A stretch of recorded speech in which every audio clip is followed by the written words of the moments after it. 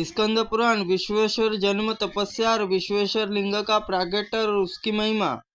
रानी बोली, पृथ्वीनाथ, पूर्व काल में पुत्र इच्छा रखने वाली कुबेर पत्नी मुखी श्रीमुखी आगे ब्रह्मपुत्र नारद जी इस व्रत का वर्णन किया है। देवी श्रीमुखी इस व्रत का पालन किया, उन्हें नल कुंबर नामक पुत्र की प्राप्ति हुई है। मार्गशीर्ष मास में शुक्ल पक्ष की तिथिया और कलश के ऊपर एक ताम्रपत्र रखकर उसे चावल भर दे और फिर उसमें एक वस्त्र बिछवाए और जो फटा पुराना न हो नवीन हो उसमें हल्दी के रंग दे और उसमें उस वस्त्र के ऊपर सूर्य की किरणों से विकसित हुए सुंदर कमल पुष्प रखकर उसके कर्णिकार पर स्वर्ण निर्मित ब्रह्मा जी की प्रतिमा स्थापना करे।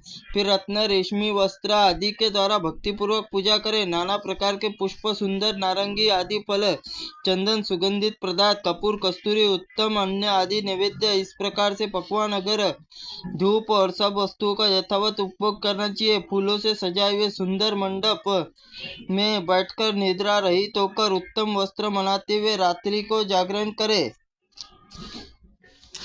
मंत्र वेता द्विज, एक हाथ से कुंडों में अग्नि स्थापना करे। जात वेद से इत्यादि रुचाओं द्वारा धूत और मधु आदि से डूबे हुए स्वतः ही विकसित हुए एक सहस्त्र कमल पुष्पों की आहुति दे। तत्पश्चात नई ब्याही हुई सीधी सादी सुलक्षणा कपिला गाय को आचार्य को दान करे। पति पत्नी नूतन वस्त्र और आभूषण से विभिष भक्ति पूर्वक उपास करे। फिर दूसरे दिन चतुर्थी प्रातः काल स्नान करके अनंतर आचार्य आदर पूर्वक पूजा करे। प्रसन्नता पूर्वक वस्त्र, आभूषण, माला, दक्षिणा दे। फिर निम्नलिखित निमंत्रित प्रश्न मंत्र द्वारा उच्चारण करके सामग्री सहित स्वर्ण प्रतिमा आचार्य को निवेदन करे। नमो विश्व विनाधानज्ञ विदे विविध कारणीय सुत वंशकर देहि तुष्टा मुष्मा द्रवक्षत भात, संपूर्ण विश्व के विधान जानने वाले, नाना प्रकार की सृष्टि करने वाली देवी ब्राह्मणी, आपको नमस्कार। इस शुभ व्रत का अनुष्ठान प्रसन्न होकर आप मुझे वंश चलाने के लिए पुत्र दीजिए। तदनंतर भक्तिपूर्वक ब्राह्मण भोजन कराकर शेष अन्न स्वयं पारना करना चाहिए। और इसमें राजन, इस प्रकार मैं आपको कहना चाहती हूँ कि आप मेरा प्रिय कार्य संपन्न करें। स्कंद जी कहते, यह सुनकर श्रेष्ठ राजा अमित्रजीत ने प्रसन्नता पूर्वक पत्नी के साथ व्रत का अनुष्ठान किया। रानी गर्भवती हुई। गर्भावस्था में उसने पार्वती की प्रार्थना की, महामाये, मुझे साक्षात भगवान शिव के अंश से उत्पन्न हुए पुत्र प्रदान कीजिए। जन्म लेते ही वह स्वर्गलोक चला जाए और फिर लौटकर न आवे। संपूर्ण भूमंडल भगवान शिव की यह भक्त हो। मेरे स्तनों का दूध पिए बिना ही वह क्षण भर में 16 वर्ष की आयु अवस्था बालक किशोर के समान हो जाए। रानी भक्ति से अत्यंत संतुष्ट होकर गौरी देवी ने तथास्तु कहकर तत्पश्चात आने पर रानी को मूल नक्षत्र एक पुत्र का जन्म दिया और उसने हितैषी मंत्रों से प्रसूति गृह में स्थित हुई।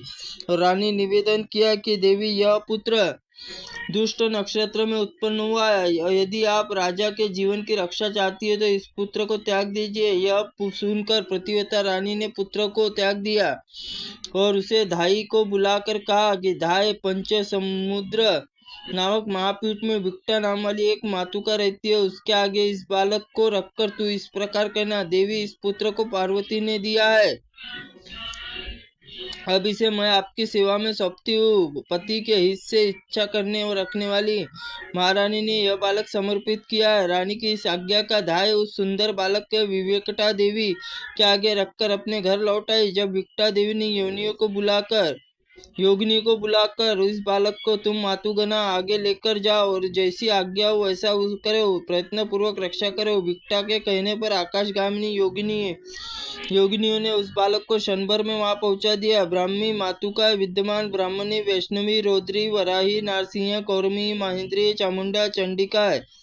9 मातुए विकटा के द्वारा भेजे हुए सुंदर बालक को देखकर एक साथ बेटा, मेरे पिता माता कौन है? जब वो कुछ न बोल सका तो मातुगना ने योगिनी से कहा, इसे बड़े उत्तम लक्षण दिखाई देते हैं, यह बालक राजा होने योग्य है। तब योगिनी ने इसे उस पीठ पर ले आओ जहाँ महादेवी पंचमुद्रा विकटा रहती है। उसमें देव विश्वनाथ जी की कृपा से 16 वर्ष की आयु आकृति वाले इस बालक ने उत्तम सिद्धि प्राप्त होंगी। इस प्रकार मातुओं ने आशीर्वाद मिलने से योगिनी ने पूर्ण क्षण भर में उस बालक को उसी पंचमुद्रिका पीठ में पहुंचा दिया। स्वर्गलोक के इस लोक में आया हुआ यह बालक काशी में बड़ी भारी दिव्य तपस्या करने लगा। उस तीव्र तपस्या से लिंग रूप में उसमें आगे प्रकट हुए और बोले, राजकुमार तुम वर मांगो। तुम मुझसे बहुत संतुष्ट हो। अत्यंत कृपा पूर्वक पाताल फोड़कर अपने आगे स्थित होकर ज्योतिर्मय लिंग को देखकर बालक ने दंड के समान पृथ्वी पर गिरकर प्रणाम किया और रुद्र देवता संबंधी सुक्तों की स्तुति करते हुए बोला, महादेव सांसारिक ताप को हरने वाले कृपा सदा इस शिवलिंग में स्थित रहे, भक्तों के मनोरथ पूर्ण करे। जो लोग यहाँ आकर आपका दर्शन स्पर्श नमस्कार करे उन्हें आप परम उत्तम और सिद्धि प्रदान करे। इस प्रकार उनके मांगे हुए वर सुनकर भगवान शिव ने कहा, वीर तुमने जो कुछ मांगा है वह सब पूर्ण है। विष्णु भक्त राजा अमित्रजित्र तुम्हारे पिता है, वहीं से उत्पन्न हुए साक्षात भगवान विष्णु के अंश है। हे वीर, यह शिवलिंग तुम्हारे नाम पर विश्वेश्वर कहलाएगा। काशी में अपने भक्तों को वीरेश्वर कहलाएगा। काशी में भक्तों को मनोरथ सिद्ध करने वाला। आज से सदा लिंग में स्थित रहूंगा। शरणागतों के परम उत्तम सिद्ध करूंगा। कलयुग में प्राय जो मेरी महिमा नहीं जानता, जो भाग्य नहीं जानता है, वह उत्तम सिद्धि प्राप्त करेगा। यहाँ जुआ जप होम दाम पूजन जीर्णोद्धार पुण्य अक्षय कार्य फल साधक होगा। तुम सब राजाओं के लिए दुर्लभ श्रेष्ठ राज्य प्राप्त करके अंत में सिद्धि पाओगे। वीर वीरेश्वर तीर्थ स्थान विशेश्वर पूजा के करके मनुष्य सब तीर्थों में फल जो पाता है। चतुर्दशी तिथि में विश्वेश्वर की पूजा करके यत्नपूर्वक रात्रि जागरण कर लेने पर मनुष्य पांच भौतिक शरीर नहीं ग्रहण करता।